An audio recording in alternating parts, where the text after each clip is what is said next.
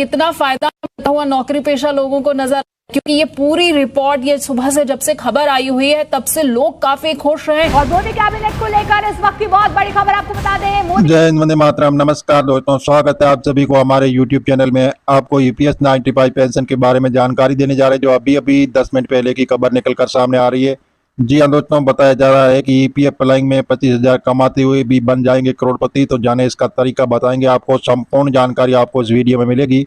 तो बने रहे हमारी वीडियो में शुरू से तक। आपको स्टेप बाय स्टेप आज की अभी हाल फिलहाल की जो ताज़ा अपडेट निकल कर सामने आ रही है वही बता रहे हैं कि सरकार ने दिया बहुत बड़ा तोहफा। अगर आप भी करोड़पति बनने का सपना देखते हैं तो ये टिप आपके सपनों को रॉकेट बूस्ट जरूर दे सकती है। EPF अप्लाइंग लॉन्च रन में आपके लिए फायदेमंद हो सकता है। तो आइए जानते हैं इसके बारे में विशेषकर जानकारी हम आपको बताने जा रहे हैं। तो आप हमारी वीडियो में अंत तक बने रहें, तो आपको उसके बारे में विस्तार पूर्वक जानकारी मिलेगी। EPF अगर आप प्राइवेट सेक्टर में हैं तो कर्मचारी भविष्य निधि EPF रिटायरमेंट के लिए बचत करने का एक ठोस तरीका है। अगर आपकी नौकरी इस तरह है तो आप और आपका नियोक्ता दोनों आपके मूल वेतन और किसी भी महंगाई भत्ता DA का 12% आपके EPF खाते में जमा करता है। सरकार हर साल EPF के लिए ब्याज दरें निर्धारित करती है और 2022-23 के लिए ये दर 8.1% थी। ये खाता वास्तव में रिटायरमेंट के लिए एक अच्छी रकम बनाने में आपकी मदद कर सकता है। जैसे उदाहरण के लिए, अगर आपका मूल वेतन और DA 25,000 रुपये है और आप 30 साल की उम्र से 58 साल की उम्र में रिटायर होने की योजना बना रहे हैं तो EPF कैलकुलेट के जरिए आप जहां से पता चलता है कि 8.1 ब्याज और हर साल 10% वेतन वृद्धि के साथ रिटायर होने तक आपके पास लगभग 1.68 करोड़ रुपये हो सकते हैं। बस याद रखें कि आप अपने EPF में केवल 58 साल की उम्र तक ही योगदान कर सकते हैं। ये पूरा कैलकुलेशन आपको समझाने जा रहे हैं, तो आप हमारे वीडियो में बने रहे शुरू से अंत तक। आपको EPS 95 पेंशन के बारे में पूरी जानकारी मिलेगी। इसके बारे में संपूर्ण जानकारी आपको मिलेगी। अगर आपका मूल वेतन और DA मिलाकर 25,000 रुपये होता है और आप अभी 30 साल के हैं और 58 साल की उम्र में रिटायरमेंट लेने का प्लान है तो ये टिप आपके लिए बहुत ही अच्छा है।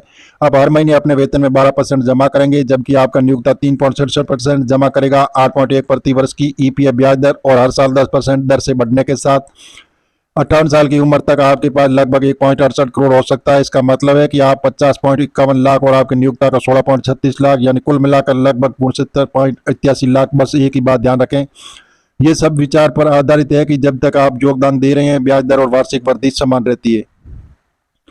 जी हाँ दोस्तों, इसी प्रकार जो हर महीने आपके मूल वेतन और महंगाई भत्ते का 12% आपके EPF खाते में योगदान दिया जाता है, तो आपके नियोक्ता की तरह से इस योगदान के बराबर 12% जोड़कर योगदान दिया जाता है। एक शर्त है कि आपका नियोक्ता की योगदान का 8.33% आपकी पेंशन और निर्देशित किया जाता है, कि जबकि 3.67% आपके EPF में आवंटित किया जाता है। अगर आपका मूल वेतन 15,000 रुपये से कम है तो ये सिस्टम फायदेमंद हो सकता है। आपके भविष्य निधि पर ब्याज की गणना आपके मासिक योगदान के आधार पर की जाती है, लेकिन ये वित्तीय वर्ष के अंत में ही आपके खाते में जमा किया जाता है।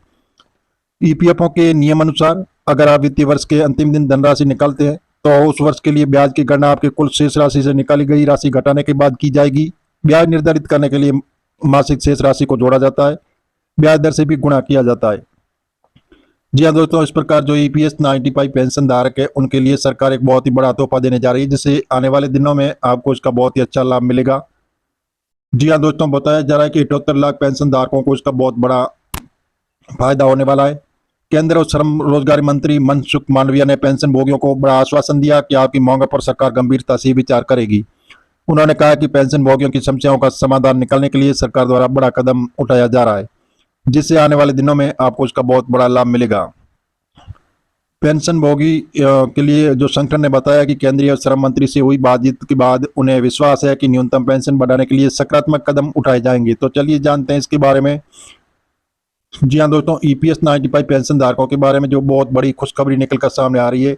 जी हाँ दोस्तों, EPS 95 पेंशन धारकों के लिए सरकार बहुत ही बड़ा कदम उठा रही है, जो आने वाले दिनों में आपको इसका बहुत अच्छा लाभ मिलेगा।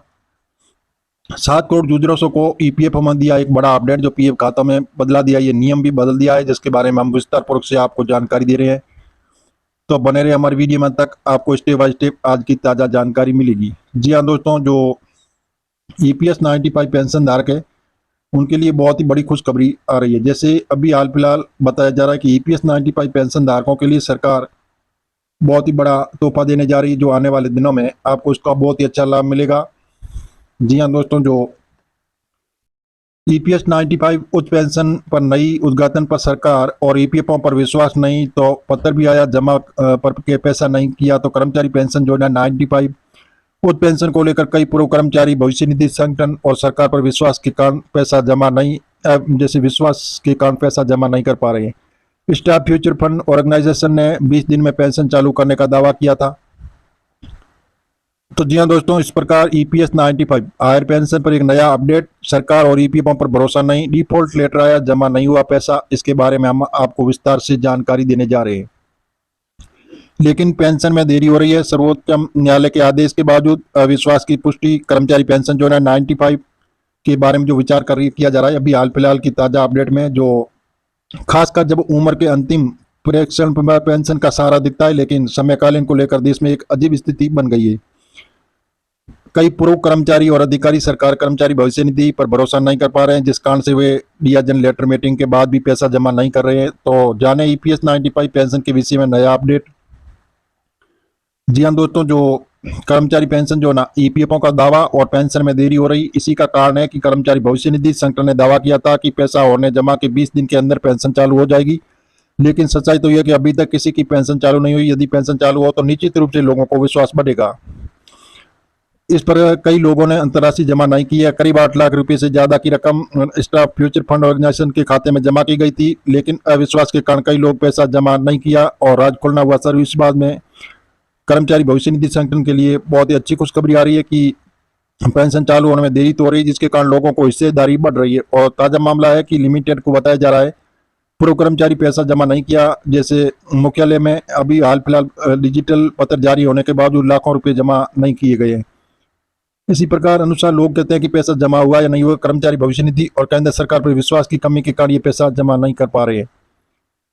और जी हाँ दोस्तों, ईपीएस 95 पेंशन धारक के जो आदेश पर कर्मचारी पेंशन जो है 95 की प्रक्रिया शुरू हो गई, इसलिए देश के सर्वोच्च न्यायालय पर विश्वास कायम रहेगा। किसी का पैसा नहीं डूबेगा। सरकार और कर्मचारी भविष्य निधि संगठन में कुछ बदलाव किए जा सकते हैं। जी हाँ दोस्तों, जो अभी हाल फिलहाल जो सरकार ने बहुत ही बड़ा तोहफा दिया कि ईपीएस 95 पेंशन धारकों के लिए बहुत बड़ी खुशखबरी आ रही है। बताया जा रहा है कि जो पहले सरकार आपको ईपीएस 95 पेंशन के जो अकाउंट से आप केवल 50,000 रुपये ही निकाल सकते थे, लेकिन सरकार ने इसको बढ़ाकर 1 लाख रुपए कर दिया। अब किसी भी इमरजेंसी काम में आप अपने अकाउंट से 1 लाख रुपए की निकासी एक साथ कर सकते हैं। हम मीडिया आधारित आपको बता रहे हैं, सरकार से अभी हाल फिलहाल ऐसी घोषणा नहीं हुई है। आप ऑफिशियल वेबसाइट पर जाकर इसकी जानकारी ले सकते हैं और मिलेंगे नई जानकारी के साथ। आप नए और पहली बार तो चैनल को सब्सक्राइब कर लीजिए ताकि इसी प्रकार की नई जानकारी सबसे पहले आपको मिलती रहेगी।